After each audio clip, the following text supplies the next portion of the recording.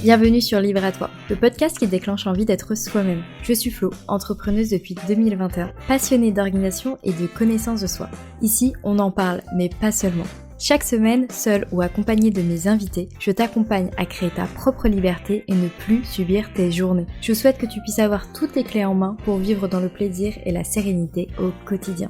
Je t'invite à t'abonner dès maintenant pour ne pas manquer les prochains épisodes.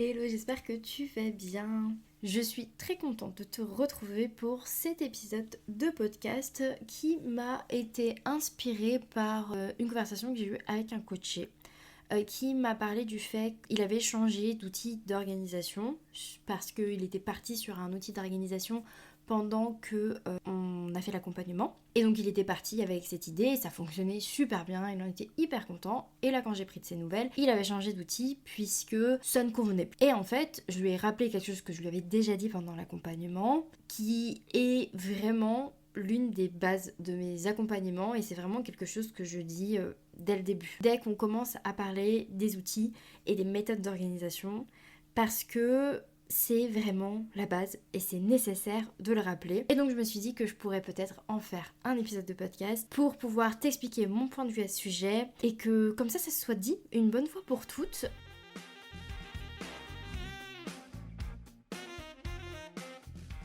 Les outils d'organisation, les méthodes d'organisation, tout ça, ça n'est pas le fond du problème.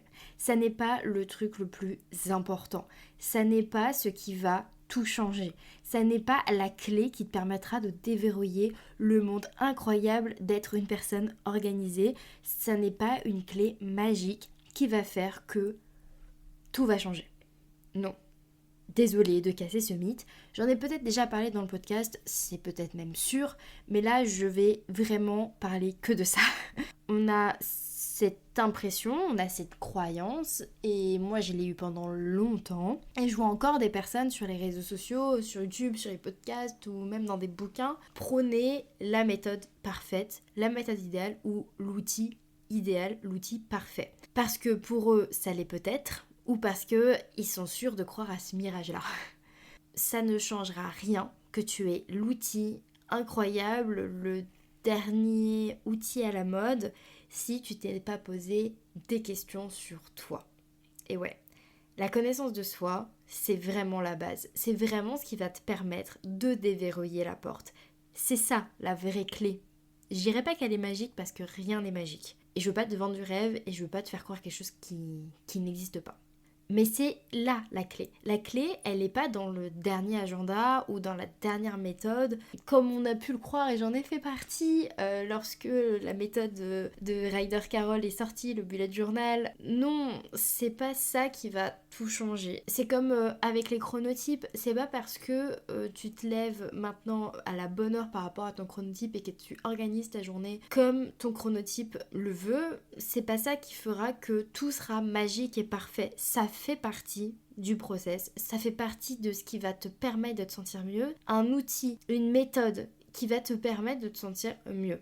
Par contre, c'est pas ce qui déverrouillera tout et ça va pas être l'apothéose parce que tu fais ça maintenant en fait. Et ça c'est hyper important de le dire parce que je pense vraiment que il y a une vraie chasse au génie, je sais pas comment dire, je dis la chasse à la chimère mais en fait c'est pas vraiment ça. Il y a vraiment cette idée, et ça depuis longtemps, que c'est en trouvant le bon outil d'organisation que tu deviendras la personne que tu as envie d'être d'un point de vue organisation. Que c'est en trouvant la bonne méthode de rangement que tu deviendras cette personne qui range hyper bien. Que c'est en trouvant la bonne façon de t'organiser en cuisine que tu deviendras cette personne qui mange hyper sainement. Non, c'est pas que comme ça. Parce que ce que tu oublies, c'est que ton objectif, c'est d'être une personne, c'est d'être quelqu'un, c'est d'avoir une identité par rapport à un objectif. Et ça passe par cette identité. Je te conseille d'apprendre à te connaître toi d'abord. D'apprendre à définir tes limites, d'apprendre à savoir ce qui est négociable pour toi, ce qui n'est non négociable, d'apprendre à savoir quand est-ce que tu te lèves du bon pied, quand est-ce que tu te lèves du mauvais pied, quand est-ce que tu te sens productif, quand est-ce que tu as une productivité créative, mais quand est-ce que tu n'a plus du tout d'énergie, etc., etc. Et j'en ai fait tout un épisode de podcast sur la connaissance de soi que tu peux aller retrouver sur Libre à toi. C'est l'épisode 61, ce que ton quotidien va t'apprendre sur toi. Vraiment là, j'explique en long, en large et en travers à quel point la connaissance de soi, c'est nécessaire, c'est utile. Parce que justement, l'exemple que je t'ai donné au début de l'épisode, c'est que mon coaché, il a changé d'outil. Il a justement changé d'outil et il a décidé d'en prendre un nouveau. Ce qui montre que c'est pas l'outil qui fait le taf, c'est toi. Et justement avoir la capacité à changer d'outil quand ça ne fonctionne plus, c'est une énorme force et c'est ça que la connaissance de toi va te permettre de faire. C'est qu'à partir du moment où ça ne convient plus, eh bien tu changes et tu testes autre chose et tu trouves autre chose qui te convient mieux et qui va t'accompagner sur une période de ta vie. Et peut-être que cet outil tu vas le garder pendant 6 mois, peut-être 3 semaines, peut-être 12 ans. Peu importe. Le plus important, c'est que ça te convienne à tes besoins du moment. Et le problème avec tous ces outils, un peu cette boulimie d'avoir plein d'outils, cette envie de découvrir un petit peu le nouvel outil parfait, mais en fait on se perd et on oublie pourquoi est-ce qu'on veut des outils. On oublie pourquoi est-ce que de base on cherche à avoir des outils pour mieux s'organiser, pour libérer sa charge mentale.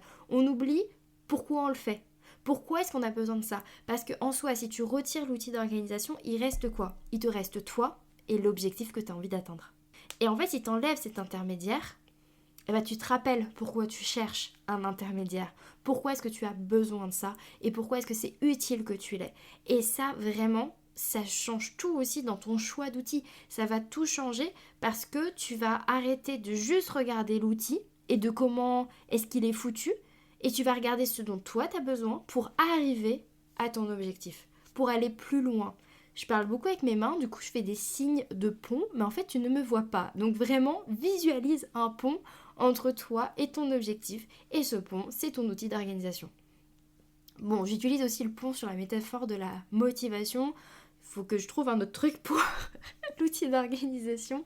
Peut-être une échelle, c'est une échelle. Je pense que c'est une meilleure métaphore. C'est une échelle puisque à chaque barreau que tu vas grimper, tu vas un petit peu construire ta façon de t'organiser, ta façon d'arriver au sommet.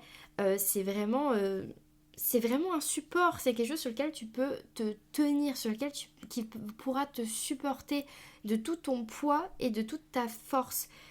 Et c'est pour ça que avant même de le choisir, tu as besoin de te connaître et de savoir quel est ton poids, quelle est ton agilité, combien tu mesures pour savoir à quelle distance eh bien, tes barreaux d'échelle doivent se positionner. Si tu as besoin d'une échelle large, d'une échelle haute, d'une échelle rose ou d'une échelle en acier. C'est vraiment en passant par ta connaissance de toi-même.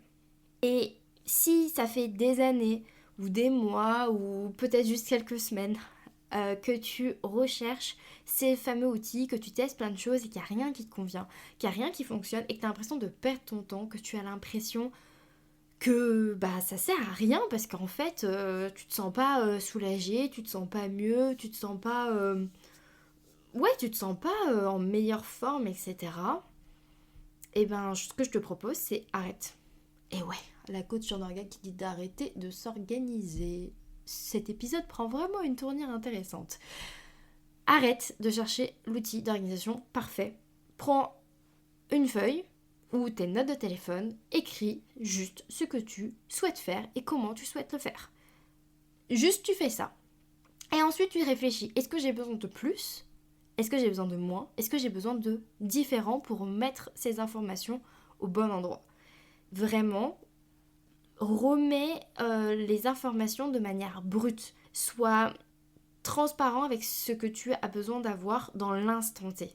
Et peut-être que tu n'as pas besoin d'avoir un truc hyper complexe. Si par exemple tu viens juste de commencer à entreprendre et que tu n'as même pas encore de clients par exemple, ni même de podcast ou de newsletter, que tu n'as pas de base de données de prospects, etc. Donc tu n'as peut-être pas besoin d'énormément de choses pour le moment. Et c'est très bien comme ça. Parce que d'ici quelques mois, quelques semaines ou années, bah tu pourras développer autre chose, un autre outil qui te conviendra pleinement par rapport à où est-ce que tu en es dans ton activité. Je donne l'exemple de l'entrepreneuriat, mais ça peut être pour plein d'autres choses. Si tu as tendance à te mélanger les pinceaux entre plein d'outils différents, si tu as l'impression que un coup tu dois aller sur Excel pour suivre tes comptes, ensuite tu vas sur Notion pour suivre tes projets, tes objectifs à long terme, mais que finalement tu ouvres Google Agenda pour planifier chacun de tes objectifs, chacune de tes tâches, et que tu as ton carnet toujours ouvert sur ton bureau avec des to-do list que tu ne termines jamais. Et que du coup tu as juste l'impression de te disperser sur plein d'outils et que ça ne te convient pas. Reviens à toi. Reviens à ce dont tu as besoin, à pourquoi tu en as besoin et quelle forme ça pourrait prendre le plus simplement possible. Je suis vraiment devenue assez partisane de retirer l'excédent de tout ce que les outils numériques peuvent nous apporter aujourd'hui, de vraiment revenir à quelque chose de très brut. Le temps en fait de faire sa réflexion, le temps de savoir ce dont on a besoin. Et aussi, je pense que c'est important parfois de faire machine arrière. Je l'expérimente aujourd'hui dans mon travail où j'ai mis en place énormément d'outils pour répondre à des besoins qui étaient réels. Mais aujourd'hui, on fait peut-être un peu machine arrière sur certains outils qu'on considère qui sont moins utiles ou qui ne répondent plus aux mêmes besoins qu'on avait avant puisqu'on a développé autre chose qui correspond encore mieux aux besoins. Puisque c'est ça, c'est une constante évolution, on va modifier les choses et c'est pas grave de revenir en arrière. Si par exemple t'es hyper frustré parce que tu as acheté des templates Notion mais tu les utilises jamais, ne te force pas à les utiliser juste parce que tu les as achetés parce que vraiment tu vas pas t'aider en faisant ça, mais absolument pas. Ne te force pas en fait, c'est pas grave, tu peux faire autrement. Et si t'aimes bien avoir plein d'outils différents, que ça te convient bien, et que même si les autres ils y comprennent rien, on s'en fiche, ça te convient, c'est le principal. Mais rappelle-toi toujours que c'est pas l'outil d'organisation qui fait le problème. C'est pas l'outil qui est bon ou qui est mauvais. C'est toi, ta manière de l'utiliser et pourquoi tu l'utilises qui fonctionne ou qui ne fonctionne pas. Et si tu es totalement paumé sur l'organisation, sur comment faire pour te sentir mieux, arrêter de te sentir dépassé, te remettre un peu en priorité, est-ce que tu as l'impression de passer tout le temps en dernière ou en dernier, tu as l'impression de totalement perdu avec tous les outils qui existent, tu sais vraiment plus où donner de la tête, mais tu as besoin de structuration dans ta vie, tu as besoin d'amener plus de sérénité, plus de confort au niveau de ton emploi du temps, de libérer ta charge mentale, mais que tu es paumé et que même si tu écoutes attentivement mes podcasts, tu ne t'en sors pas, n'hésite surtout pas à m'envoyer un petit mail, un petit message sur Instagram et on peut papoter, prendre rendez-vous ensemble et voir comment est-ce que je pourrais potentiellement t'accompagner. En tout cas, j'espère que ce rappel, cette piqûre de rappel, ce petit épisode sur les outils d'orgasme qui sont et ce qui ne sont pas t'aura plu. Je suis rentrée dans le détail sur ce sujet, mais en même temps je me suis pas non plus étalée parce que je ne pense pas que ça soit utile de répéter la même chose pendant 40 minutes et je pense que j'ai dit l'essentiel, le plus important et ce que j'ai envie vraiment que tu retiennes. Si j'en rajoute, on va se perdre dans l'information et c'est pas mon but non plus. Donc voilà, n'hésite pas si jamais tu as des questions à ce sujet, si tu es perdu vraiment sur tout ce qui existe et que tu te dis mais qu'est-ce qui est fait pour moi, je n'arrive pas à savoir, on peut en discuter avec grand plaisir et je t'aiderai comme je pourrais t'aider pour te retrouver dans cette multitude d'outils d'organisation qui sont tous géniaux, tous super, vraiment. Et en fait, c'est pas. Il y en a qui sont pas bien, qui sont nuls, qui fonctionnent pas. Ils sont vraiment tous différents. Et il y a des méthodes, il y a des outils, il y a des logiciels, il y a plein de choses qui existent. Le plus important, je le répète, peut-être que ça va faire un épisode où je fais que me répéter, mais c'est tellement important, pars de toi. Et de qui tu es, et de ce qui fonctionne pour toi, et de ce que tu aimes, et de ce qui te plaît, et surtout de ce qui marche. Ne t'impose pas un outil qui ne fonctionne pas parce que c'est fancy, c'est à la mode, parce que cette youtubeuse que j'adore l'utilise, parce que toutes mes copines sont là-dessus, parce que j'ai payé pour et ça m'embête vraiment de pas l'utiliser alors que j'ai payé pour. On a tous déjà acheté des fringues qu'on a payées, qu'on a achetées sur un coup de tête et finalement qu'on les réessaye chez nous et qu'on ne peut plus les échanger, ils ne nous plaisent pas du tout, on ne se sent pas bien dedans, on se sent engoncé, on se sent mal, on se sent pas du tout belle ou beau dans ses fringues, ça ne va pas du tout, ils finissent au fond de notre placard et on ne les n'y touche plus jamais. Eh ben, je t'en prie, mets cet outil d'orga qui ne te convient pas au fond du placard, c'est pas grave, et trouve autre chose qui te conviendra mieux et reviens à l'essentiel pour savoir ce qui te conviendra vraiment. Et en plus, sur internet, c'est pas ce qui manque, les comparatifs, les guides pour trouver l'outil qui convient avec qui t'explique quels sont les avantages, les inconvénients, à qui est-ce que ça correspond plus. Vraiment, il y en a plein, des articles comme ça. J'ai des collègues dans le domaine qui ont fait des super boulots sur ce type de comparatif. Donc n'hésite pas à prendre le temps de regarder, à voir qu'est-ce qui t'attire. Je me répète, si tu as des vrais soucis organisationnels et que tu te sens dépassé et que ça ne va pas du tout, c'est pas l'outil qui changera. Il y a un travail à faire en amont et après tu pourras choisir ton outil. Mais vraiment prendre conscience de ça, c'est hyper important. C'est pas l'outil qui fait la personne organisée. C'est la personne organisée qui utilise un outil qui lui convient. J'espère que cet épisode t'a plu, que t'as passé un bon moment avec moi. Et je te dis à la semaine prochaine. Et n'hésite pas à me dire dans les commentaires ou par message privé en réponse à mes stories ou par message privé sur Instagram tout simplement, quels sont les outils d'orga que tu utilises et s'ils te conviennent. S'ils te conviennent pas, vraiment, je serais très curieuse. Peut-être que je vais poster un sondage le jour où cet épisode sort pour savoir un petit peu les outils d'organisation que vous utilisez parce que je suis très très curieuse à ce sujet. Je te remercie et je te dis à la semaine prochaine. Je te remercie d'avoir écouté l'épisode jusqu'au bout. Pour soutenir le podcast, tu peux le partager à une personne à qui ça plairait, me laisser une note sur ta plateforme préférée d'écoute ou même m'envoyer un message directement sur Instagram pour me dire ce que tu en as pensé. Et n'oublie pas, libre à toi d'oser être toi-même pour créer ta liberté.